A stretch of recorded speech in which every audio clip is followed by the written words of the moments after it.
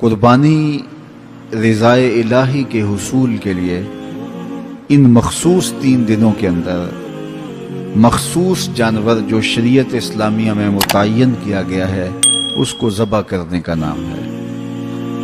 یہ بات ذہن میں رکھیں کہ عیب سے جانور پاک ہونا چاہیے۔ فقہا نے ایک سیدھا سا ضابطہ بیان کیا ہے، عیب وہ ہے جس سے منفعت یا جمال زائل ہو جائے۔ جو جانور آپ نے خریدا تو وہ ذبح کے وقت عیب دار ہو گیا، گرا، ٹانگ ٹوٹ گئی تو کوئی ایسا واقعہ پیش آ گیا، ذبح کے وقت جو عیب ہے وہ عیب شمار نہیں کیا جائے گا، تو اس کو یوں ہی ذبح کر دیا جائے گا۔ جو جانور ہے وہ فربا ہو، موٹا ہو، تازہ ہو تو وہ افضل ہے۔ 2 جانور کرنے کی بجائے 1 جانور فربا ہو تو وہ زیادہ افضل ہے۔ شریعت اسلامیہ نے صاحب نصاب پر قربانی واجب کی ہے۔ نصاب وہ ہے جو ہمارے ہاں زکوٰۃ کا نصاب ہے، یعنی 52 تولے چاندی یا 7.5 تولے سونا، یا اس کی قیمت۔ زکوٰۃ کے نصاب میں قمری سال گزرنا شرط ہے، لیکن یہ جو قربانی اور صدقہ فطر ہے اس میں سال گزرنا شرط نہیں ہوتا۔ ان عید کے 3 دنوں کے اندر ایک لمحے کے لیے بھی کوئی مالک نصاب ہو گیا تو اس کے اوپر جو ہے وہ قربانی واجب۔ پھر قربانی ہر اس شخص پہ واجب ہے جو مالک نصاب ہے۔ بعض اوقات گھر کے اندر کئی افراد مالک نصاب ہوتے ہیں تو سب پہ واجب ہے۔ قربانی واجب آپ نے ادا کر لی اور اپنی طرف سے نفلی بھی دینا چاہتے ہیں تو یہ بھی آپ کو اجازت ہے۔ ہمارے آقا و مولا نے ایک قربانی اپنی طرف سے، ایک قربانی اپنی امت کی طرف سے پیش کی، تو اگر امتی اپنے آقا کی جانب سے قربانی پیش کرتا ہے تو یہ اجر و ثواب کا باعث ہے۔ 3 حصے کر کے دوست احباب کے لیے، غرباء کے لیے اور اپنے لیے تقسیم کر لیں تو یہ قربانی کی روح کے مطابق ہے۔ سارا اگر خود استعمال کرنا چاہیں تو بہرحال اس کی بھی اجازت ہے، لیکن قربانی کی روح کے منافی ہے۔ جس کو گوشت لگتا ہے اس کو کھال بھی لگتی ہے۔ جس طرح گوشت آپ خود بھی کھا سکتے ہیں تو کھال خود بھی استعمال کر سکتے ہیں، یعنی آپ کھال کا مسلح بنا کے گھر رکھ سکتے ہیں، کھال کو اپنے گھر کی کسی ضرورت میں جو ہے وہ لا سکتے ہیں، لیکن قربانی کی کھال بیچ لیں اور اس کی قیمت اپنے مصرف میں لائیں، یہ نہیں کر سکتے۔ قربانی کی کھال اگر بیچ لی ہے تو اس کے پیسے صدقہ آپ کر سکتے ہیں، کسی دوست کو دے سکتے ہیں، کسی غریب کو دے سکتے ہیں۔ تو قربانی کی کھال جس کو مرضی دیں، لیکن بہتر یہ ہے کہ قربانی کی کھالیں مدارس دینیہ کو دی جائیں، کیونکہ یہ مستحق بہت زیادہ ہیں۔ مدارس دینیہ کے بجٹ کا زیادہ تر انحصار قربانی کی کھالوں پہ ہوتا ہے۔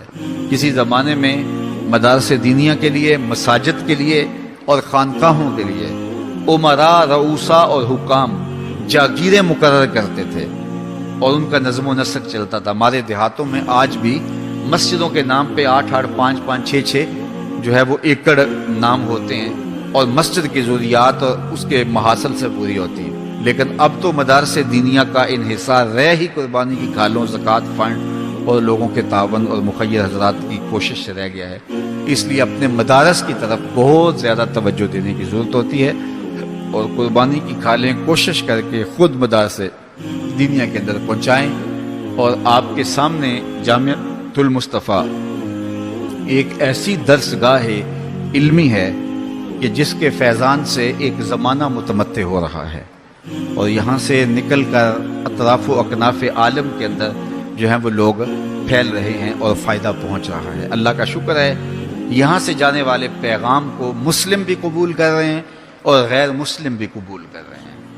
یہ مجھے پچھلے دن انڈیا سے ایک فون آیا تھا کہ ایک سکھ فیملی ہے اور پڑھی لکھی فیملی ہے، ڈاکٹر ہیں، انجینئر ہیں، تو وہ کوئی ہمارے شارٹ کلپ سنتے رہے ہیں۔ اللہ تعالیٰ نے ان کے سینے میں اسلام کی محبت پیدا کی، تو وہ جو شخص ان کو بھیجتا رہا وہ بھی کانپور کا رہنے والا تھا، انڈیا کا رہنے والا تھا، تو اس کو انہوں نے فون کیا کہ وہ گرو جی سے ہماری فون پہ بات کرواؤ، ہم اسلام قبول کرنا چاہتے ہیں۔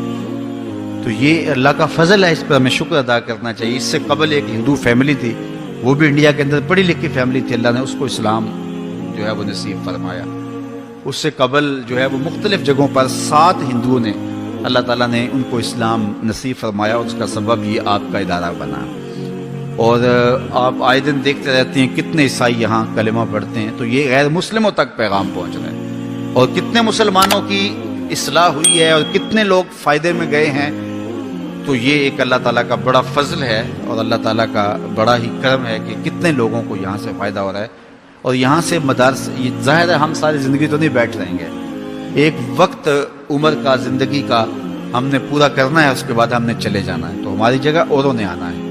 تو یہ دارالعلوم اگر زیادہ سے زیادہ لوگ پیدا کرے گا تو زیادہ لوگوں کو فائدہ پہنچ سکتا ہے.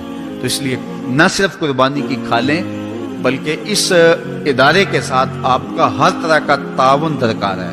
سب سے بڑا تعاون آپ کا اس ادارے کے ساتھ محبت کا تعاون درکار ہے. آپ اس مرکز سے اپنی عقیدت کا رشتہ، اپنی محبت کا رشتہ جو ہے وہ وابستہ کریں. جس طرح عشق کیا جاتا ہے، پیار کیا جاتا ہے، اس مرکز سے آپ پیار کریں، اس مرکز سے آپ محبت کریں.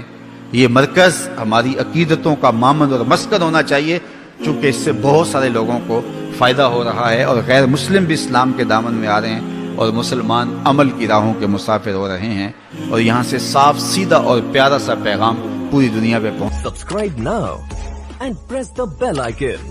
Never miss an update.